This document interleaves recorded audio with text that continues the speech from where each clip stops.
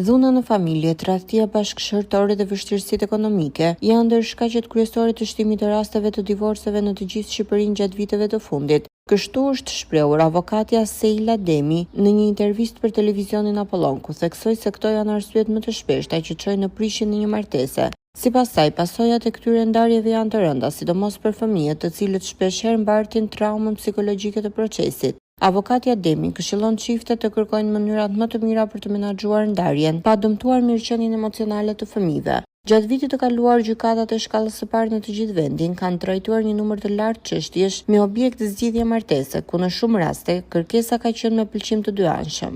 Avokatja Demi thekson se është e rëndësishme që palët të kenë qasje të kujdesshme dhe të mbështetura nga profesionistë ligjor dhe psikologjik gjatë gjithë procesit. Në rast të parë, faleminderit për intervistën. Kjo është një nga pikat më kryesore aktualisht në ditët e sotme, ku pothuajse gjithë Shqipëria e shikon këtë rritje të numrit të divorceve në Republikën e Shqipërisë. Shkaqet kryesore të divorcit janë: e para është gjendja ekonomike. Duke cituar gjendjen ekonomike, dua të them që vështirësitë më të mëdha në një çift kur nuk kanë të ardhurat të mjaftueshme për të përballuar jetesën, për të dalë në fund të muajit, çon detyrimisht në përplasje të çifteve, ku nuk arrin dot të kalojnë muajin, dhe kjo sjell edhe mosmarrëveshje ndërmjet tyre, si edhe zënka ndërmjet tyre. Një shkak tjetër, po ashtu, është edhe tradhtia bashkëshortore. Duhet të themi që tradhtia bashkëshortore është rritur në masë, sidomos vitet e fundit. Shkaku i kësaj mendoj se janë rrjetet sociale, ku rrjetet sociale janë bërë një keqe domosdoshme në ditët e sotshme. Sa të mira ka, po ashtu vijnë edhe pasojat prej saj. Shkak tjetër është edhe dhuna në familje. Dhuna në familje duat ju them që lidhet ngushtë edhe me anën ekonomike të çifteve të sotme. Sepse nga ana ekonomike, nga mospasja, lindin debatet. Debatet degenerojnë me dhunë.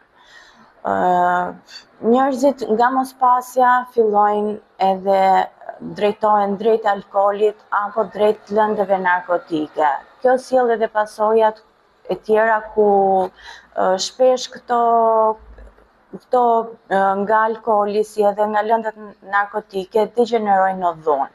Këto janë pra tre shkaqet kryesore që aktualisht ndodhemi përpara divorceve në Shqipëri. Dua të them në Shqipëri sepse është në një masë të gjerë, numri i divorceve është në rritje në të tërë Republikën e Shqipërisë, jo vetëm në qarkun e Fierit, ku unë operoj më së shumti. Si shikonin bashkëjetesën apo problematikat që u vijnë tek ju si avokate në moshat e adoleshencës, ku krijojnë lidhje midis njëri tjetrit dhe pastaj përplasen drejtësisë? Në moshën e adoleshencës janë të ndaluar martesat, vetëm në disa specifika të rastet, nëse femra ngel shtatzan para moshës 18 vjeç, është e detyruar të lidhë martesë. E lejon ligji që të lidhë martesë pa mbushur moshën 18 vjeç. Pra në adoleshencë kemi shumë të rralla pjesën e martesës.